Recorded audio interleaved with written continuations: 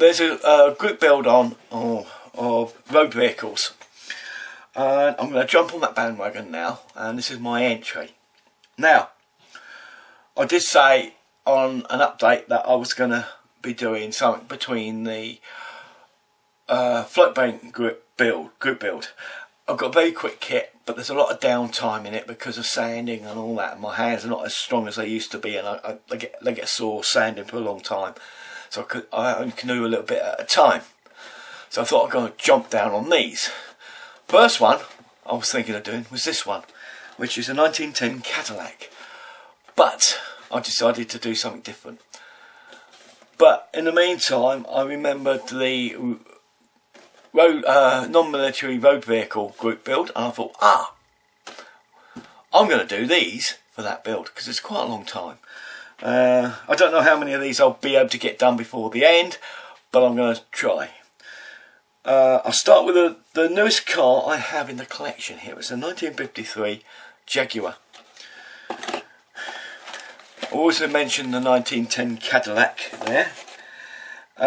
There's also 1900 Packard, a Stanley 1910, a Rolls Royce 1911, Model 4T 1910, and another Ford, but Model A this time, 1903, 1913 Mercedes, which I had one of those, could afford it, and a Studebaker 1910. And another Cadillac at 1903. Now, I'm going to start with a Studebaker. It's the smallest of the kits I have and the simplest. So, this is the one I'll be starting with. The review will be up in a bit. So, these are my entries into the road wheel non-military group build. Okay, 1910 Studebaker. It's a highway pioneer model from Historic Car Kit of a 1/32 scale vehicle. There are tons on here. I've got quite a few of these already in my collection. I thought I'd start building them now. This one and this one are going for over £20 at the moment, so I'm leaving them out. This one, however, I've never seen it. I know it's out there, but I've never seen one. And again, some of these are going for about £5 now. This particular one my bid's gone up to £10. That's my maximum bid. So I'm hoping to get that one. I don't think it's gone above that at the moment. And this is the one we're going to be doing. So, Highway Pioneers. Let's have a look at the instructions. Let's see what the instructions say about building this. Great load of instructions, very complicated. 1, 2, 3, and it's built. The problem comes in building. I'll go through it a bit when I'm doing the building. It's got some bump up here about its history and that sort of thing.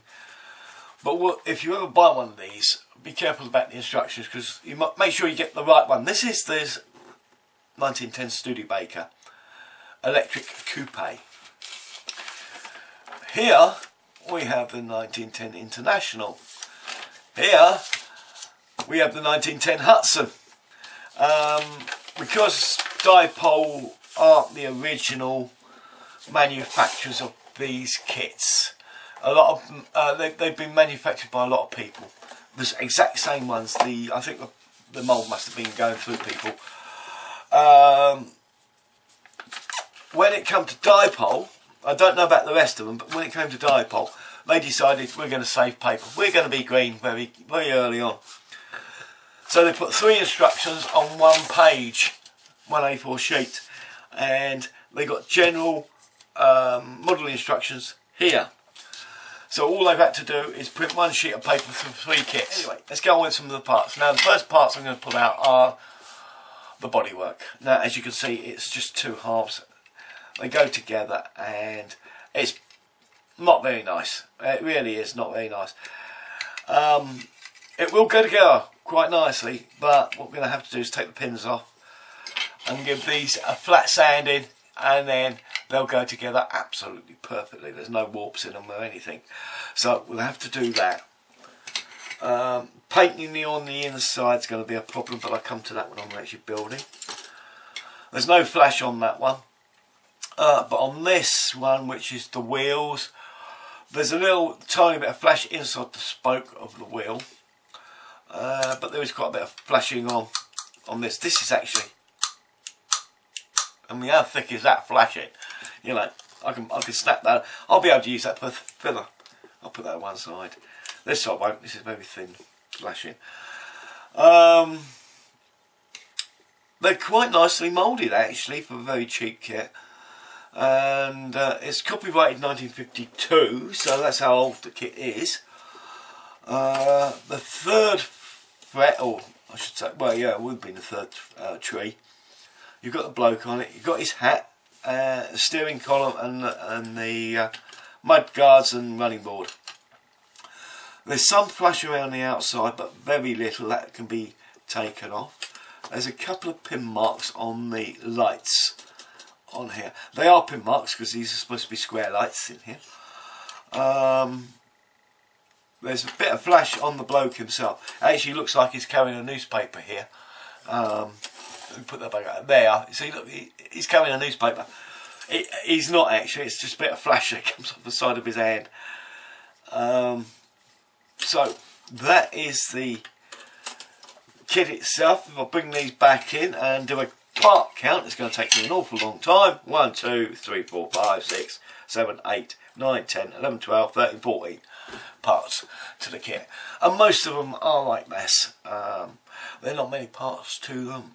They look quite good. A nice paint job, and these will look fantastic. And that's what I hope for.